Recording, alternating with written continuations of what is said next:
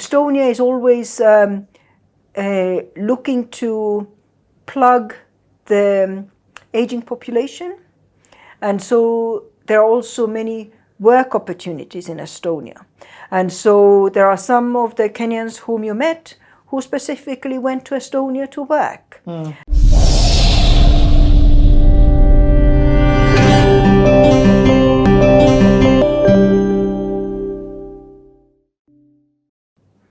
This is something that you've been doing for years and trying to get it to this place where these collaborations are happening. And like we were talking earlier, I feel like the iceberg now is being seen by people.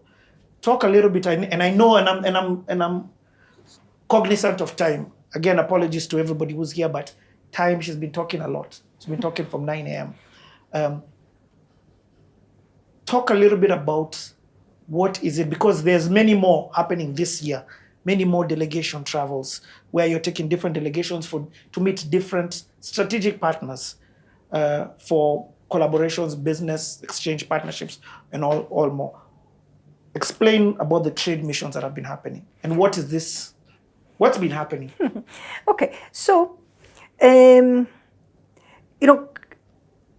for clarity, if we just roll back to when we talked about how Estonia built itself up to what it is now. And, the delegation specifically that traveled now in February was with the focus to ICT. And Estonian companies offer their ICT solutions, be it in e-governance, be it in various other forms of efficiencies, be it in smart cities, in 180 countries across the world. And so it is coming from this experience and being able to not only build something which is fit for Estonia, for 1.3 million, but having the skills and experience and knowledge of how to also support other countries, but primarily through the private sector in those countries. Because Estonian companies, as a policy principle, don't try to put their feet on the ground with Estonians in other countries. In fact, it would be considered a failed project if Estonians were, with the sleeves rolled up on the ground working on things. It would mean it didn't work. Because if it works, they have a good, strong local partner with whom they're able to deliver these solutions. And so in order to build these relationships, there have been various delegations. The first private sector delegation between Estonia and Kenya was about 11 years back. There have been other engagements from the Estonian private sector, like I said, for example, through the office of Joel Karubio. There have been delegations from Estonia coming to Kenya to engage with the Kenyan business sector. But the way, when you went to Estonia and saw, when you compare that to the various conversations we've had with you, the power of using your own eyes to see, to engage with what you saw, to get to see by far more than a story being told, in my opinion, is so much stronger. And so in order to build up these relations, I believe it is necessary for the Kenyan private sector to go and see what the future looks like. Because in very many ways, going to see how the society works in Estonia on e-governance principles, the benefits it brings, the way people are able to interact with it, it is like traveling to the future, because I know Kenyan future will look like that. And so the more people travel to the future and come back and tell the story from their own experience, And the more they're able to make linkages with Estonian private sector that is ready to share their knowledge, experience, and it's kind of like very often there is the saying that if the bike is built, use the bike. We don't say that. We say we built the bike this way.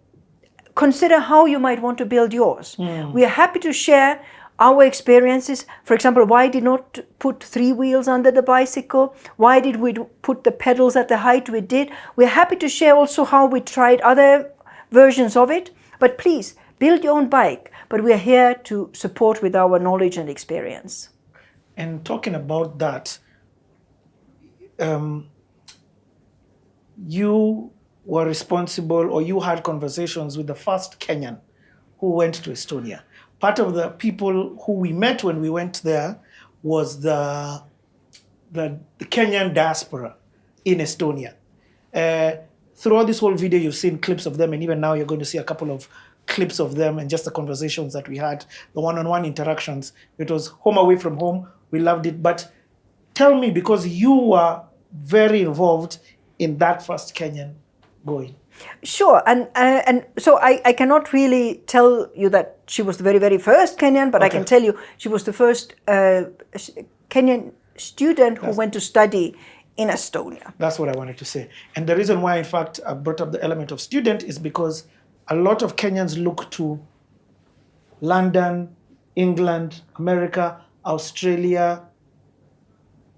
Very few look to Estonia. And after speaking to Katrin and yourself, I'm making it my mission to make Kenyans also look to Estonia. So tell me, we've not met before. No. We just exchanged mails and we talked on phone as you were preparing to go and study in Estonia. Mm-hmm. So how has it been? It was complicated at first because there's a whole visa process and getting there. But once I've been there, it's been a wonderful experience. I just would never trade it for anything. And 3.5 years later, I'm still there. So, yeah. Okay. So tell me, what is it that made you go to study in Estonia? Where did you find out about Estonia? Mm-hmm. How did that come about? It's Google that sent me there, or brought it up, basically, because I had been searching for my program in very many different universities, and I think they kind of kept my search history. And one day I was in the office and I got a pop-up that said, study working organizational psychology in Estonia. And I was like, where? And so just clicked on it, followed it, and it ended up being exactly what I was looking for. So sent in the application and I was accepted. And then that's when I contacted you to start finding out how, what's the process to get in there. So, yeah, but it was really, because I'd never heard of anybody and not really heard about the country. So it was not an option. And when I Googled, it never came up as one of the places to go study working organizational psychology. I was either redirected to universities in Sweden, in the UK, in the Netherlands, and so not Estonia until, Interesting. And so did you find the process difficult? Yes, because then the information was not easily accessible, so I didn't really know what I was doing. But it was just a lot of questions, a lot of reaching out, like the way you say calling you, and I'm like, but why am I going there again? So I can't do it here? No. And so it's just that at that time, the information was not very accessible, clear on what the process is. So that is what I found difficult and challenging. But but otherwise, everything else, once I got there, then everything else was very clear, and we were given very direct information of what we have to do, when we have to do it. So that now was easy, but that was when I got there. Mm-hmm. But before getting there, getting a hand on the necessary information was a little complicated. Egypt, that was the time they were having their revolution, so I was actually in Egypt when they were having their revolution, with the whole threats of bombs and with the whole threats of everything, and still trying really hard to get your visa to come here. And finally it worked out, and then I got here. So That's how I ended up here. I didn't know anybody else or anything. It was just believed in Google and did not lie, thank God. Otherwise, that would have been, not a pleasant experience. Yeah. I have a question. What would you say, how would you describe Estonia in one word? Peaceful. Yeah. I don't know, like relaxed, peaceful, peace of mind. Peace comes to my mind a lot because when I hear a lot of the struggles that people have in Kenya, you sit here and it's something that I never think of, ever. Yes, it never crosses my mind at all. So I think an example could be like healthcare. We have the saying where every Kenyan is literally medical bill away for bankruptcy. It's not ideal, but that is, everybody knows someone falls sick, the Harambes can finish you, and the hospital bills can finish you immediately. But here you fall sick, you just go to the doctor, you say I'm sick, they treat you, and you go home. And you're not going to get any surprise bills or any conversations about how you pay for it or what is happening. And so I would say that is very, very, very peaceful to know that my health is not something I should take care of it, but at the same time, I'm blessed enough to not worry that if I fall sick, can I afford it? One more question that I think that people might be interested in knowing. This is not the easiest society to integrate to. Estonians are not, they say, not the easiest to interact with. What is your tip to interacting with Estonians and just kind of flowing and, not biting your foot in a way in conversation? What would you say? Be yourself is what I'd say, because they're very curious about you, and so they really want to get to know you better. So just be yourself and lower your standards also, because they don't. How do I explain this? The best way I know is that a lot of people come with the assumption that it's going to be easy to make friends or get to know people. However, they already have their friends, they already have their society, they already have their groups, they already have their family. They generally do not need you at all. And so if you really want to create a friendship, you have to lower your standards and generally be the one who is reaching out constantly, checking up on them until the time they finally allow, okay, let's be friends. Because I also like asking people when they complain about the friendship part of things. My question is always, now you, when you're in Kenya, or you, when you're in Nigeria, or whatever country you're coming from, how many foreign friends did you actually have? And most people will say they didn't have any. So that's the hypocrisy of you expecting that now you're here, they should just make you your friend. But even you, where you're coming from, you didn't have foreign friends because you had your local friends, and you didn't really see the need to increase the circle. So I generally just think my advice is, if you lower your standards and understand that these people, they don't need you, you're the one who needs them, so you have to put in a little bit more extra work. Eventually you will make the friendships, eventually you will get very close friends, and I do think Estonians are have very high integrity and morals, and they're very direct. So if they like you, they like you, and it's not about seeing behind, the lie. They're very direct. If they don't like you, they do not like you. They like you, they like you. And that's the end of it. There's no hiding behind God, or hiding behind your tribe, or hiding behind wherever. It's fine.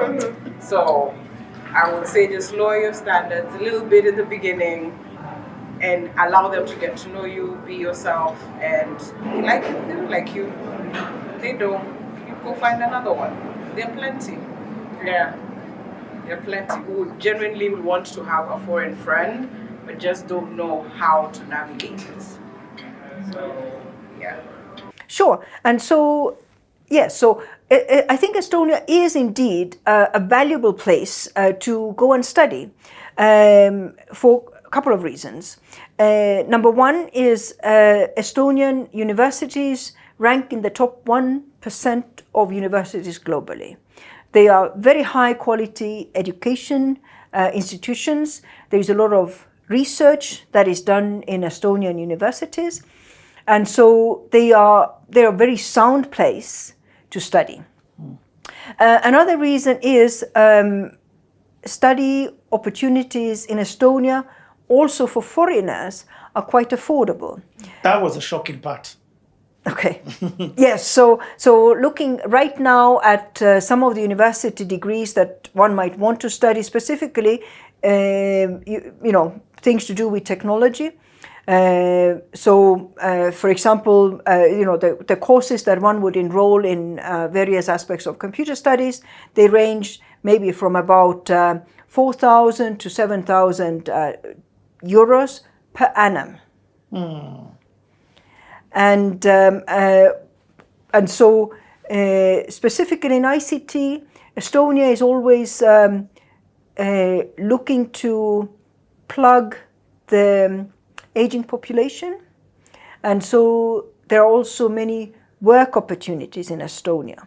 And so there are some of the Kenyans whom you met who specifically went to Estonia to work. And so there are basically many opportunities that are in Estonia. I would say that probably some of the reasons why not many people look to Estonia is it's really far up north. And, Pass the Spoon showed how you guys were shivering in the snow. But I think it would be great also to, of course, hear how the Kenyans who have stayed there, and Wairimu has been there for the last 11 years. You interviewed her? Yes, I did, because it was, for me, it was really important to hear, number one, how did she find out about universities in Estonia? But number two, what was her visa application process like and settling in? Because it's one of those where hearing direct how she experienced it was really important, and to share that information. 4, 3, 2, 1, let's go! I can't even begin to explain to you guys where we are. And because I can't begin, I'll show you. This is where we are. This is where we are. This is where we are. This is where we are at. This is where we are at.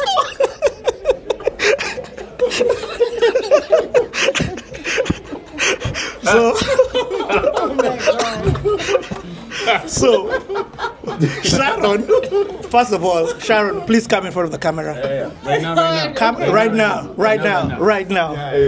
This is the superb lady that has been making these things happen. Sharon, we're giving you the mic today. Yes. Not today, tomorrow. Okay, tomorrow. So Sharon has pangered us. She's like, you guys, you're going to do it here. You're going to do it here. I want you to do this. And we're like, yeah, we're definitely going to. Me and Tony winked. Listen, today the Finnish, well, we've just left Finland. We're actually on a ferry. Now you're seeing easy Alikoni. This is like more like a cruise ship. 8 floors. I think we're on the 9th floor. Having such an amazing time. This is where we've been having dinner. So today the Finnish were saying that they're happiest people in the world. Let me just say, hell no, you ain't. No, you ain't. Bro. You ain't. It is us. No, for reals, the happiest guys on earth. Nothing. Nothing. We Kenyans are the happiest people, or more importantly, we Pass the Spoon are the happiest people. My message for today is people. People have made me have the most amazing time. The people who we have done this trip with, the people who we have met in these different places, and most importantly, the people who I'm seated here with. They've made me have such a memorable experience. I'm telling you, like, for reals. Technology and all that is nice, but the thing that life should be about, amazing relationships with people. At the end of the day, do these things to facilitate better relationships with people. Pass it. Oh, Pass the spoon. Who's taking it? We are only as strong as the numbers we have. What we've just seen are a nation that are glued together by one thing called trust. That's it. You know, That's right. yesterday we were having soup. We entered a restaurant and we were so cold. We took bowls of soup. We poured soup and we were drinking soup, and then we were asking, by the way, is this soup for free or should we pay for it? Nobody asked us for a coin. No. Nobody asked us for a coin. The same thing today. Same thing. We were having coffee, grabbing stuff, and eating. Pay for yourself. The payment thing is over there. Go Yeah. But the thing is this. Listen. You can actually walk away without paying. Yes. No one will ask you a question. But what we've seen today is a people who trust each other. 5.5 million people who trust each other. Imagine if 55 million Kenyans trusted each other. If I give you my money and you promise me you'll pay me, I'll get it back. Imagine if we can trust each other like that. So my challenge to myself. I go back to my house and I make sure that my house we are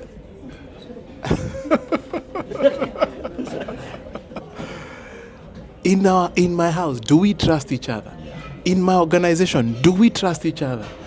In whatever setting, communal setting we find ourselves. In our relationships. Look at these guys. Yeah. These are my brothers. Yeah.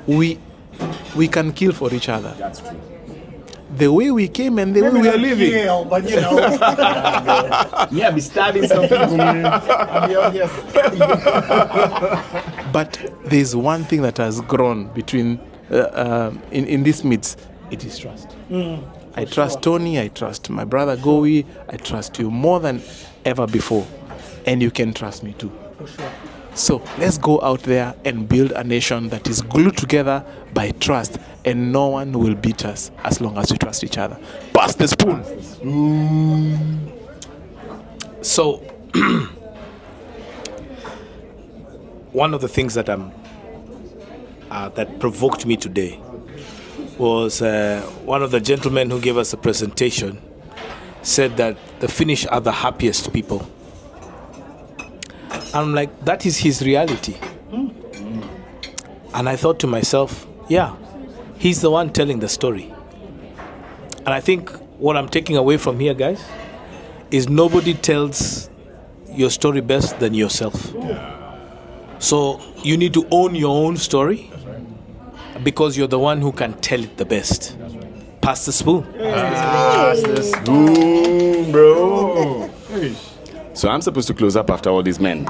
Yeah, it's like a bad joke. Like really, I'm going to reinforce what we've said, but I'm going to add one more caveat. Show me your friends, and I will show you your future. And I can guarantee you, I don't know about you guys, but I have seen my future. Bright, bro. It's bright. It's burning my eyes. I need to pull out them shades because if I am going to take these relationships as a benchmark for the kind of man that I am going to be, then I best be preparing myself. I need to space out. I need to push everybody away because that man is going to be the man. But more than that, and I think this is where pass the spoon really matters, we've constantly, for the last 7 days, passed the spoon to each other. We've given each other opportunities to shine. We've given each other opportunities to share. We've given each other opportunities to make space, make room. But the biggest part for me is we've given each other space to be real and authentic. Men don't do that. Men don't do that. We don't show vulnerability. We don't show spaces where we don't know. But most importantly, we don't have people to share these things with. And in this very short time, I've gotten to learn more about myself because of you than I thought I knew before. So I'm going to encourage all my brothers and my sisters out there that when we say pass the spoon, it does more for you than it does for everyone else. It does so much more for you. So pass the spoon has been a learning experience for me, but I can guarantee you it has been as much a learning experience for these other men, because as much as they made space for me, I made space for you. There's enough for all of us. There is enough for all of us. Pass the spoon. So we all can eat. So we all can eat.